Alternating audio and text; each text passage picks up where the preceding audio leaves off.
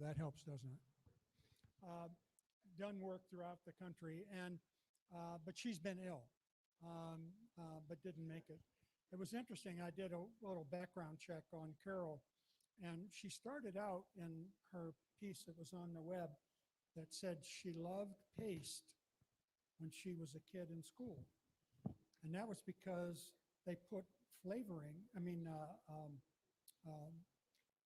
flavoring like, what would she say? I forget, mint and another quality to preserve the paste. She talked about the difference between really enjoying the smell and the odor of the paste, and then the disappointment when she ate it. But she started doing torn paper. That's how she started doing art, was with paste and torn paper. And here comes Perry. Hello, I'm Cory. Hi, come in. Are you gonna join us? Here, come over here. I can say a few things. Okay.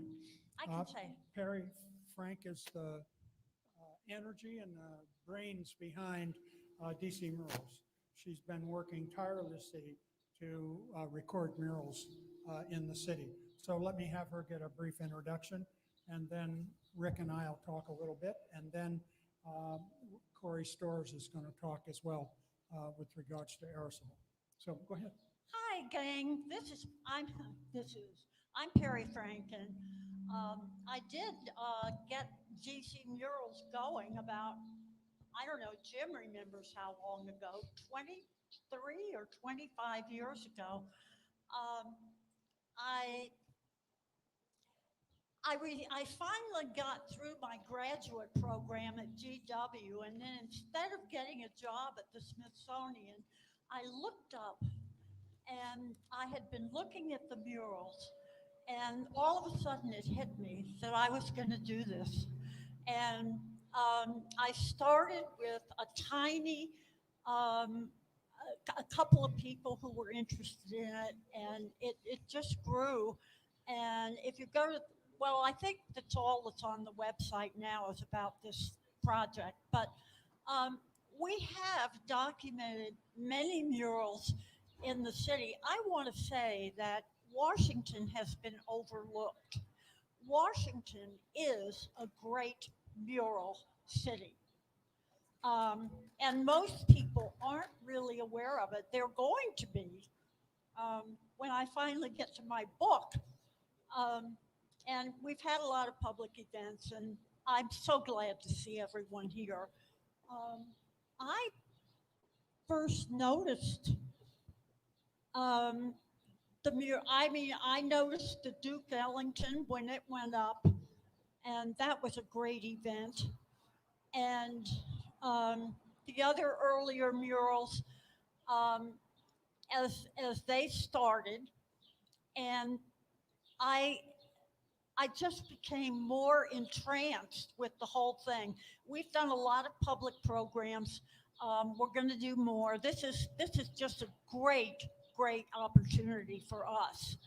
I want to say that Blair Rubel, who is a historian and author, he is the historian on our project. George Cook has been a foundation and advisor upon on the project from day one. Our first public program was in one of his galleries. He said he didn't remember that. But anyway, I don't want to take up a lot of time. Rick is one of our famous muralists, no question about that. And George, you're going to ask him questions, right? Okay, right. We're gonna have a conversation. I'm sorry earlier that I didn't introduce myself. Perry Frank is the backbone for Murals DC. Blair Rupel was here, and Monica was here someplace. Okay, all right. You got it? You sure? Okay. Um, when I was talking about Cheryl Foster and the glue, it was spearmint and clove were the two uh, flavors that she had for that.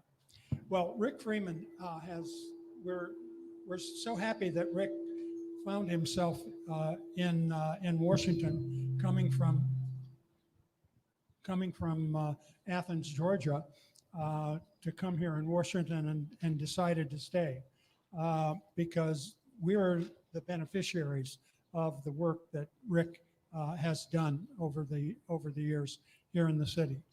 And Rick, if you could kind of talk about the mural that's in the handout a little bit, how you got connected with the building to do it, the process of creating the artwork. And then also if you'd make a little mention about the Chitlin circuit, that would be very, very helpful. Okay. Particularly for the white folks here because they're not going to know what that is.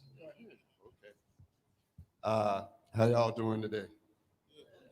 This is reverbing. Okay. The way the mural moving down the line came together,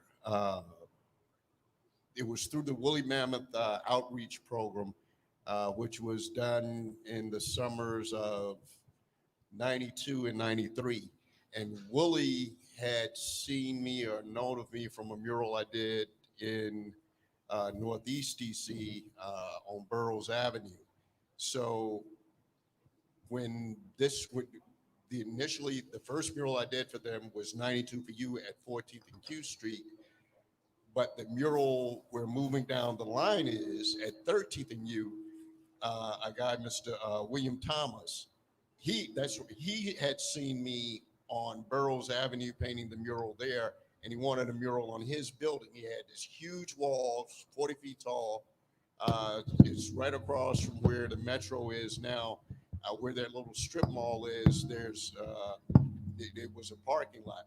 So it had this huge wall that was visible eastward on U Street. And he wanted a mural, but he didn't have any money. And, you know, we kind of had to figure something out.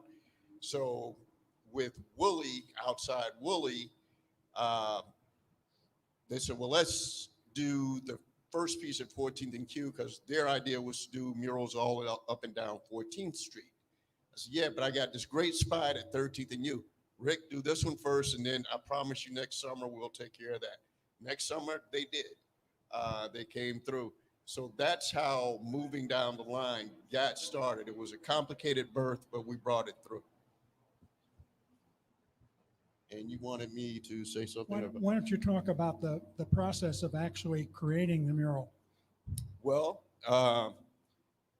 Marvin Gaye went to high school at Cardozo, and Marvin Gaye, for me, was the first. His Moving Down, What's Going On album was the first music I ever heard in my life that actually took me out of, I believe I was 14 or 15 when that album came out. And that took me out of my teenage world and made me think in regards to the rest of the world. Every song on there, and unfortunately, that album is as poignant today as it was then, back in 72, 73. So when I found out he had gone to high school at Cardozo, and that nobody in DC had him on a wall, it's kind of, yeah, really? I'm putting Marvin up here on this wall, you know, and then that area of U Street, Adams Morgan, when I came here in 85, that to me was DC's version of Greenwich Village, Soho, the Lower East Side, all into one, because you could name whatever the ethnic group was, it was there. Whatever the food was you wanted, the flavor you wanted to eat, it was there. The music was there. I remember being up in Malcolm X Park on a Sunday, and people are playing football, and then you got the drummers over here, you got the Latin drummers over here, the African drummers over here, and I used to play congas, so everybody's playing, and I got this watercolor brush, and I'm sitting there, and I'm like, And I'm like, this is cool. Don't stop. Keep going. Keep painting. Keep painting. You know, I was like, wow. So all this flavor you got in this neighborhood. I was telling somebody the other day that the 18th Street to Columbia Road corridor, when I moved here, it had more different restaurants of different ethnic flavors than anywhere in the US. And when you start thinking about some real food cities like New York, Chicago, San Francisco, that's saying something. For that one block, it had more than anything. So all of that I looked at, and that's what formed what I wanted to put in that mural. I wanted to show all of this diversity within what, maybe a 2-3 square mile area. That's what I wanted to go in that mural. And, you know, I hope I put some of it there, but also I included Duke Ellington. So I'm tying Duke Ellington in with Marvin Gaye. There's a drummer in the mural that Mr. Thomas, the guy who owned the building, that was his nephew, and he had passed. So I wanted to give a little tribute to him. And, you know, it's like Mr. Thomas gave us a wall. So that's how the mural came about. Rick, could you talk a little bit about physically actually working on that wall and putting it together and the kind of paint you used and that whole process? Well, now we have really good paints that we use, you know, Nova Color and paints that are made for exterior surfaces, for murals and all of that. And probably in '93, they had that. And if you went to Philly or you were in LA, which are great mural towns, but DC wasn't really doing that. We had house paint, you know, and that's what I painted that mural with. And it's, you know, one, I don't really like acrylics to begin with, but then you're going to paint figures, forms, and get depth, lighting, shade with house paint, which I've done before, but, you know, that's what we used for that mural. The wall, like I said, was 40 feet tall by about 25, maybe a little bit more than 25 feet wide. I hadn't painted anything that large before, and I'm not the kind of artist to where I scale like in 1 foot squares or anything like that. For anybody who knows what I'm talking about, it's basically if you draw your design out on a piece of paper and you put 1 inch squares across the paper, then on your wall you put 1 foot square. So it's like A1 equals A1, what's on that square. That to me is just too tedious. It's too tedious for me to talk about it, let alone do it. You know, so I never did that. And you know, now you know you see guys and they have projection cameras and all that. It's like I could have used you about 20 years ago. You know, but the way I did that when I first started drawing the mural out, I had Marvin Gaye, and he's got the microphone in his hand like this, and I'm looking at the hand, and it's something, you know, you're drawing on a piece of paper and everything is right in front of you. You can see the whole thing. It's a whole nother kettle of fish when an eye is right here and you can't even see the other eye. You know, so it's like spacing that out and trying to do it on the fly was a little bit of a test. And it actually scared me. I would come down off the scaffolding, go to the end of the parking lot and look back up at the wall just to see how everything was. And I was just really proud of the way I had this hand holding that mic like this. I'm like, oh yeah, you getting it. I got down, went about 100 feet, which is where the end of the parking lot was. I looked, you couldn't see the hand. I'm like, oh, you know what? Real quick, and I'm about in a panic because these people are paying me money, and I can't let them know I don't know what I'm doing, you know, and that kind of thing. So I go back up on the wall, and I'm trying to think to myself, I really wish I had paid attention in geometry a little bit more. And I'm looking at this, how can I correct this? I'm looking right in front. You got the scaffolding, fool, that's a grid. You had to go horizontal, you got vertical. We got something to work with here. You know, all I needed to do now was to work out the dimensions of head. And I had always, whenever I work with kids, I've always told them, your body is 5 to 6 heads tall. So if you're 1, 2, 3, So I'm sitting there and I'm on the scaffolding, 45 feet. Now I'm talking to myself like I'm a 10 or 12-year-old. Okay, Ricky, do not panic. You, the head, the chest, and now you just turn the angle and all this, that, and the other. So that's how it came to be. Yeah. I think that that kind of process is something that most of us never get a chance to hear. We walk by and see the work, but we don't know what the artist was doing in terms of creating it. And that's always so important, that process. In getting ready for this particular effort with the DC Public Library, one of the people that we reached out to was Topper Carew.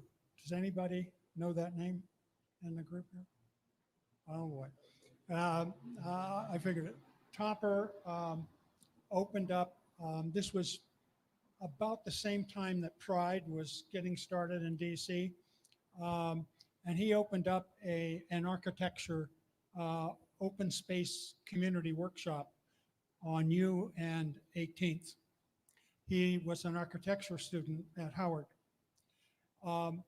He is credited with doing one of the first murals in DC, which he did on a building on 18th Street. So there's a long history in terms of that process. I'd just like to introduce a couple of other people in the audience. Howard Cholowitz is here. Howard is with Woolly Mammoth and was very involved in that particular piece that Rick was talking about. And Monica Miller, who is with the DC Public Library, who helped us shepherd this project through the bureaucracy. And we came out the other end. So we're all very, very pleased. You wanted to mention something? Yeah, I'm sorry that Byron Peck can't be here today, but I did want to say a few words about the Duke Ellington. I can't hear you. Put it. That's it. Can you hear me now? Yeah, I want to say a few words about the Duke Ellington since Byron Peck can't be here today. And it was also, along with Rick's mural, one of the earliest murals, one of the earliest big popular murals in DC. And it went up next to where the Green Line ended up opening. I don't know, the person who had the shop next door suggested it. And Byron got funding from Mobil Oil to do that spectacular mural, so emblematic of U Street, and meaning that U Street finally was coming back and looking back to its great, great days. And the Duke Ellington was extremely popular from the moment it went up, but because of the Green Line opening and various things, it had to move and then finally move again. It's now up on the True Reformer building, which is over there on U Street, a very appropriate site, one of the great places during the heyday of U Street, and still is a wonderful historic place with lots of events going on there. And the Duke has been,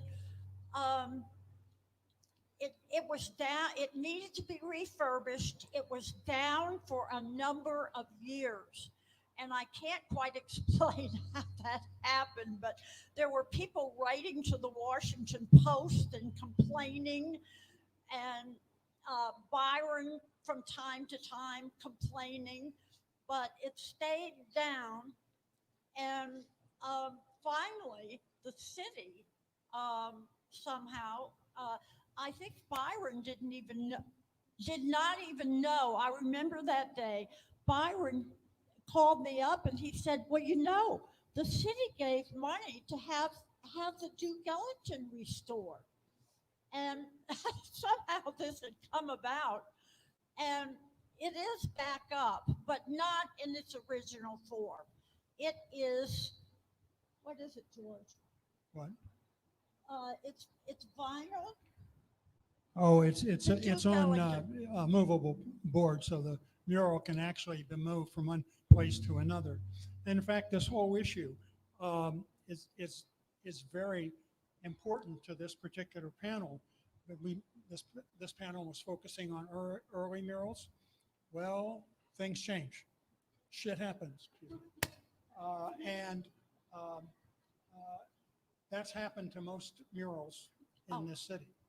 All Ellington's cities. a great example of that. And when you finish, I'd like to have Rick talk about his process that he's doing right now in terms of a mural that he had done that's come down that he's trying to find a home for, the Arlington mural. Yeah. Yeah, I just want to say that public murals are not really permanent pieces of art. They just aren't, because even with the best efforts at preservation, think about 100 years from now, 1,000 years from now. I mean, we do have a few murals from ancient times, but really they are ephemeral. And that's one reason I think this project is very valuable, because we are documenting them. We are donating our archives to the Martin Luther King Memorial Library. I don't know, did you know that, George? Yeah. And so they do have a continuing story, and they always will. Rick, you want to just talk a little bit about um, how you've had to work on a mural coming down and what you're trying to do with it? Just Well, of course, the moving down the line came down, and actually, it took more time to get funding and put the mural up than the mural actually had a lifetime of. And then it was unveiled a few years ago when they knocked the chintzy little strip mall that they had there that covered it up the first time. And, you can still see Marvin Gaye's head, but you can't see the rest of it. Currently, I have a mural in Arlington at the Arlington County Courthouse. It's an interior piece, and it's a sister piece to one here in DC. In DC, it was DC 200 plus to commemorate DC's 200th anniversary. In Arlington is Arlington at 200 to commemorate Arlington's 200th anniversary. And like I said, it's in the Arlington County Courthouse. It was done, it started in 2001, had to stall because of 9/11. And of course, I didn't really want to be in a government building after 9/11 anyway, so I was happy with that as far as that stall. But now they're supposedly renovating that area, and the stairwell that it goes around is going to be torn out, from my understanding. So that means the mural's coming out.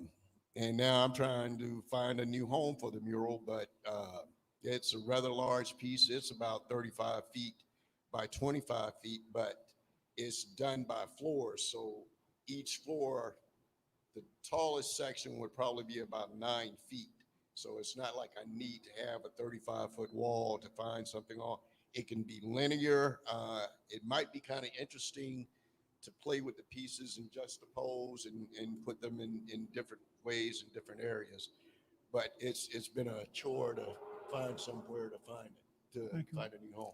Howard. Just to add to this story, I don't know whether you remember this, Greg, but when they were starting to build the Rite Aid, you called me, Molly White, who had curated this Right. whole project with Rick, who now lives in Seattle. We had her on a Zoom call a few weeks ago, and she provided some of the documentation here.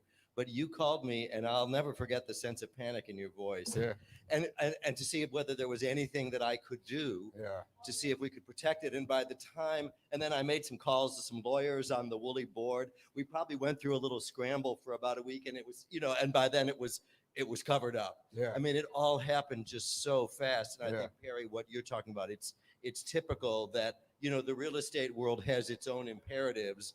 and preserving public art is not always one of them. But then the reason it is, I mean, it of course was horrible to cover the mural up, but especially for those of you who saw the Marvin Gaye mural in person, it's like it was such an emotional piece where as a viewer, you just felt you were enveloped by this group of characters.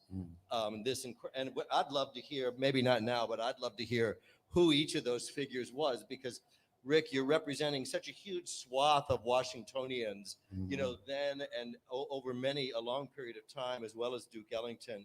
And it's that sense of, okay, there's Marvin Gaye towering over, and in a march with all of these figures. It was, and you as a spectator were like about a third of the size of the foreground group, and about a tenth of the size of Marvin Gaye towering over. It had this multiplier emotional effect that was really, really powerful. So yeah, it was a panic when they covered it up. You can still see Marvin Gaye there, but it would be an amazing thing to find a way to, you know, to relocate it. I'm not sure if that's ever going to be possible. No. Rick, do you want to talk about the characters in the? Well, like a lot of my work, my characters are somewhat a composite of people that I've seen, observed, and pay attention to. When I was very young, my grandmother used to say I would eavesdrop on grown folks' conversations. So for me, it was, you know, I would hear their stories and what they were talking about, and I would visualize it. So a lot of the people that I put in paintings are, like I say, a composite of different people.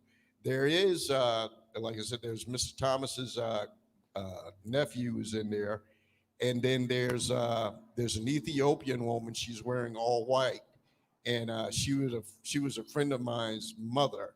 I saw a picture he had of her, and it just fit with everything. And you know, every morning I used to go, you know, Dukem right down the street. At that time, Dukem didn't have the restaurant; they just had the carry out. And I would go down there every morning, and I'd get a samosa and a cup of coffee, and I'd go sit up on the top rung of the scaffolding, and I would look at the folks coming out of the metro going to the Reeve Center, and they're, you know, in different states of, I really don't feel like doing this today. And I'm sitting there and I'm looking at them, and I'm thinking, you know what? I don't have the proverbial pot for the window, but I'm happier than a lot of these folks here, you know. And it's just the irony just kind of struck me. You know, so a lot of the folks, a lot of the flavor, it all comes from that homage of folks in that Adams Morgan U Street area, and just looking at all that vibrancy, that color, that, you know, just all of that. You know, to me, it was beautiful. Do anybody have a question for Rick? Yes, sir. You mentioned earlier about an image from the Howard University architects, and I was just curious to find out what the image was, where it was, and what it looked like, and if it still exists. So do we. We don't know. We did have a Zoom call with Topper. He's a producer now in New York. As happens with a lot of talent in Washington, they get sucked up into New York or LA. And we do know that it had some wood in it. I thought, Cory, do you remember the conversation? Let me introduce Cory Stowers, who's deputy director, and he's going to take the second half of our session today, but he was on the Zoom call as well. You're talking about the New Thing mural? Yeah. It was a combination. They painted some images of African deities on the wall, and then they took photographs of some of the kids that helped paint it. And they blew them up to about 5 foot by 5 foot squares and mounted them on the wall. So on top of them being the first, at least for us, documented public mural in the city, it's actually the first three-dimensional because it has things popping off the wall, multimedia in that way. And from what I understand, the mural lasted only about 6 or 7 years. It's been gone for quite a long time now. Yes, Blue. Yeah, an interesting aspect of Tapa Cruz's mural was the police came when it was being painted. And they said, you can't do this. This is against the law. And they explained that there can be no commercial murals in the District of Columbia. This was 1968, just after actually the assassination of Martin Luther King. So it was a tense time. And the police came and the police chief came. And the police chief said, either you take this down or you're going to jail. And he said, no, I'm getting a lawyer. And they took it to court. And he successfully argued that a piece of a mural with African deities and neighborhood children was not a commercial painting. And that was what led to some of the changes in the regulations in DC that allowed artwork to be put up outside. But the initial response of district authorities, and remember this is before home rule, was to shut this down because he was using it as a mechanism to involve neighborhood children in shaping their own neighborhood. And clearly that was bothering some folks. Thank you, Blair. Well, we'll have some questions at the end, but let me introduce Cory. What you see behind us is something that he put together, a lot of the graphics, as well as the video that's on the website. And in addition to that, Cory is a very accomplished muralist here in Washington, D.C. This project has been so important. I mean, District Murals, DC Murals became the platform. Cory jumped on that platform and helped us bring what we have today. So, Cory, take it away. Well, thank you, George. Hello, everyone, and thank you for spending your evening with us and coming out and talking about early murals. The aerosol exhibit has been something that we've been working on for the last year. It's the product of a grant that Dr. Frank and I wrote with the idea that we wanted to talk about street art in a way that people might not have thought about it before. If you walk anywhere in our city, any neighborhood, you're going to see a number of street art murals throughout the space. Some 300 murals right now are in and around the city, and most of them are of a newer style of art than our communities are used to. And that art has come from the graffiti community here in Washington, D.C. And for many years, it would probably be unheard of to hear graffiti and public art in the same sentence, but in the last 15 years, that has changed. And Aerosol is an exhibit that hopes to lead you to the path of how we got these street art murals. They didn't just sprout up overnight. It took many decades of graffiti artists here in Washington, D.C., sneaking out of their parents' house and running up on the train tracks and underneath underpasses and into dangerous tunnels to have the space that they needed to be able to learn how to paint on a large scale. While we were there and while we were in those spaces, we forged a style and a bond within a group of artists that in the last 20 years has really changed the face of public art here in the city.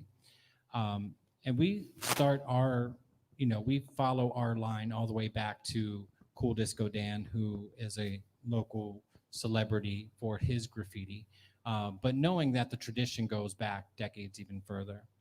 And by the time we got our graffiti art here in 1982, we were ready for it. And there were a number of young people here who were willing to take up that mantle and put their freedom and their safety at risk in order to be able to practice this art. Now we are able to walk around our neighborhoods and marvel at the myriad of styles and visions that the artist can bring using their spray cans and even, as Rick mentioned earlier, regular old house paint, which is typically what we use, to create something that helps not only identify the community and create a sense of context for the spaces that you're in, but also serves as a way for the graffiti artists themselves to contribute to the community at large. And that's what Aerosol is really about.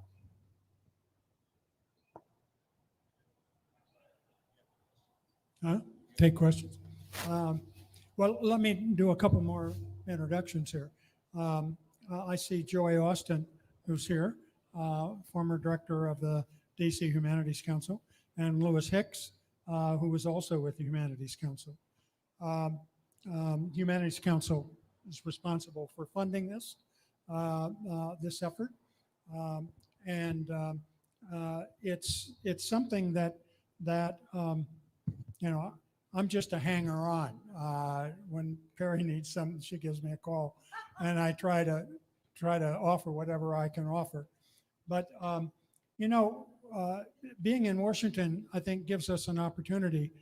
I was really struck, Rick, by your comment about 18th Street and Columbia Road, because I moved in there in 1970.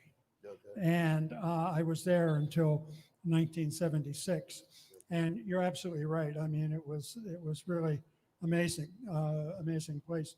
For some of you know that there's a Cuban restaurant down the street here. It says Cuba. Well, one of the first Cuban restaurants was a place called the Omega that was on Columbia Road. Yeah. You could get black beans and rice as much as you wanted to eat. It was a great place. So, are there any other questions that somebody may have? Yes, Howard. Just for both of the artists, I'm really curious, based on what you said, Cory, and you, Rick, too, whether when you're painting, you have a consciousness of the people who came before you in terms of the graffiti art. What I'm sensing from what you said, Cory, is that there's a lot of consciousness within that tradition. Am I reading you right? You are. And within the graffiti community, history is such a big deal, mostly because it's passed down orally. There's not a whole lot of books written about graffiti, you know, particularly when you get localized. DC has the benefit of actually having a book that was written about its graffiti writers in 2001. And then another one which chronicles the life of Cool Disco Dan and some of the other notable figures from the 1980s. But even those are, you know, leaving out large chunks of the story because there are dozens and dozens of artists here. For myself, you know, I grew up in a time when a lot of the older graffiti writers were kind of stepping away from it, and there were a lot of younger graffiti writers coming in.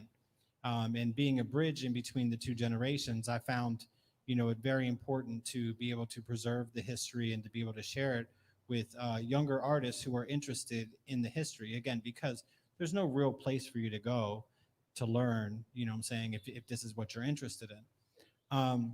The Graffiti Academy. Sure. And, you know, but even beyond the name writing culture, artists like Rick Freeman, artists like Byron Peck are OGs to us, you know what I'm saying, in that respects, because, you know, when I was walking around writing my name on people's buildings, I was looking up and I was seeing Byron Peck murals, you know, and I was wondering, man, how did he get that dimension on that object so perfectly, you know, because that's what I want to get going on with my letters. You know, I want my dimensions to be perfect. I want my color blends to be perfect. You know, seeing a scene like 100 Years in African American History on Nanny Helen Burroughs is one of Rick's work. To see all the emotion and the passion in the painting and the movement of the painting, you know, I'm thinking to myself, how can I make my piece move like that, you know? And so, you know, as we are growing up as artists here in the city, you're looking around at all of these different things, you know, and I'm soaking all of them in. and treating them all with the same sort of respect. I would treat, a Cool Disco Dan tag with the same respect that I would treat a Byron Peck mural. And now I know people may not look at that and equate the value, but I do. How old were you each when you started? Sorry. How old were each of you when you started painting or working? Rick, would you like to take it first? How old was I? How old are you? No, not how old were you when you started? Well, there's a story that goes around in my family that a granddaughter of mine who lived in Washington but was from Athens, she would come home in the summers. And at the time, I was about 5 or 6 years old. And she said I would get up in the morning. I had one of those blackboards, Now, there are not too many really young people out here who don't know what a blackboard is, but it was one of those that was black on one side, green on the other, and you could flip it over. And I would sit there and I would draw on one side, flip it over, draw on the other side, then erase and start all over again. And at the time, I was 5 or 6 years old. That's when I started drawing.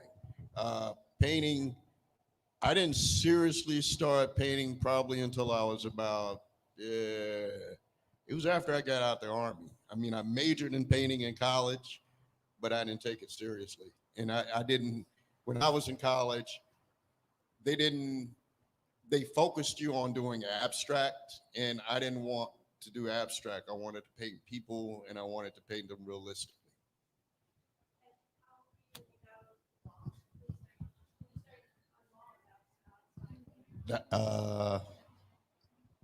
It was summer of '89. DC Artworks put out a call in the newspaper for artists to work with kids doing murals. And I had always wanted to do murals. I had been influenced by the WPA era, also the Black arts and Chicano arts movement of the 60s and 70s. So a lot of that revolutionary human rights feel, there's a lot of that overlays into my work. But so, like I said, that was summer of '89, and that would have made me 32. And I started writing graffiti when I was 16. I, drew a lot as a child, but nothing very substantial. And even after I started writing graffiti, it was still maybe about 4 or 5 years before I ever painted something that I thought was decent. For the murals, that came a little bit later for me. 2008 was the first public mural that I did, although we'd been painting large walls in the U Street corridor for some years, but actually creating something that was community facing, not a graffiti production or not my name. So 2008, so I was about 31 when I started.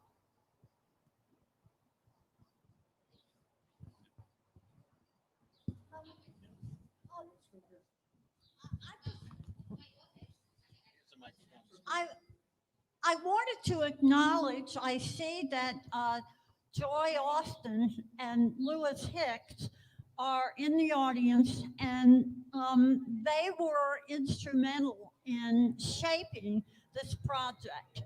They helped us start, conceptualize, and really, we would not have been able to carry out what we've done had it not been for their foundational work.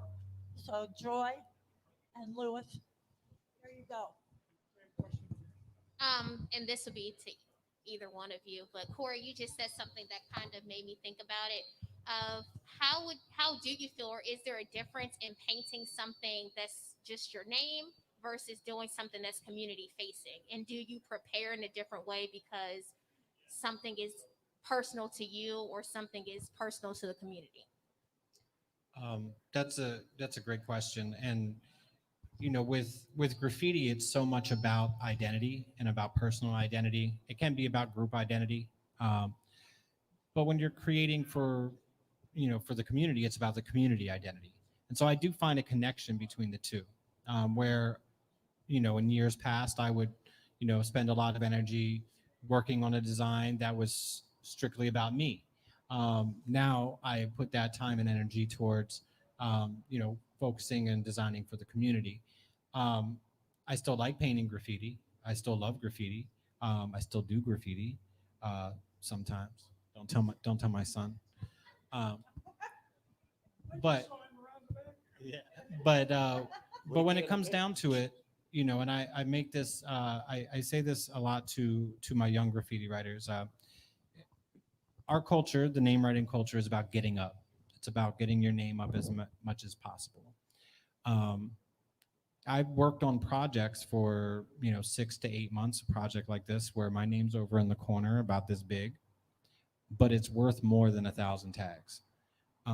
And it's a value thing at that point, So every time I get an opportunity to go into a neighborhood, one, because I love the city so much, I will go into any neighborhood, and talk with, folks there about what they want to see. And I'm pretty able to kind of digest that and then bring forth an idea that not only brings to light the things that the community wants to see, but also is a reflection of my design, my art, and the style that I like to paint in, which is, kind of street art graffiti style.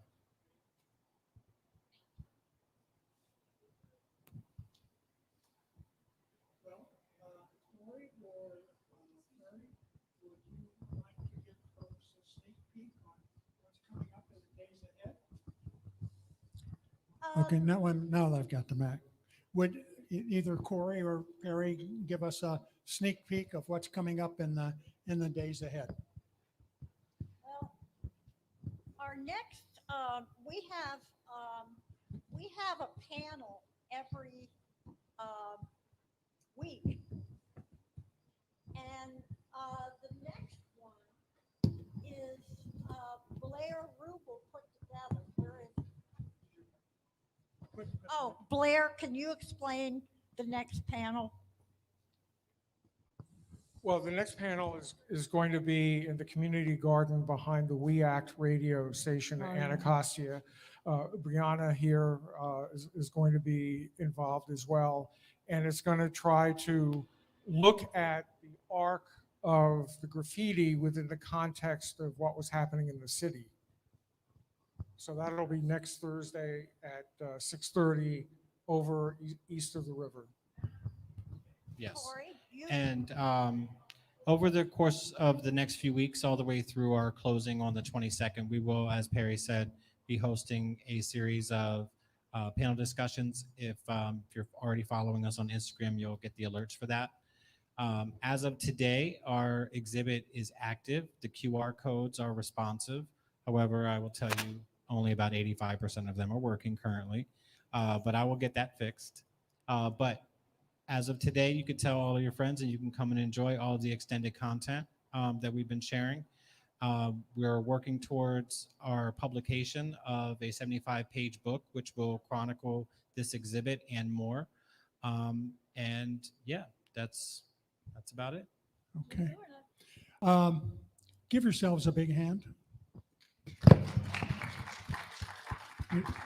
You could all be up and down the street here having a glass of wine, talking to your friends, and you decided to come and join us. We really appreciate that.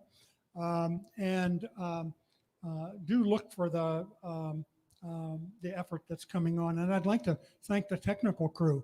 You guys did a great job. Thank you.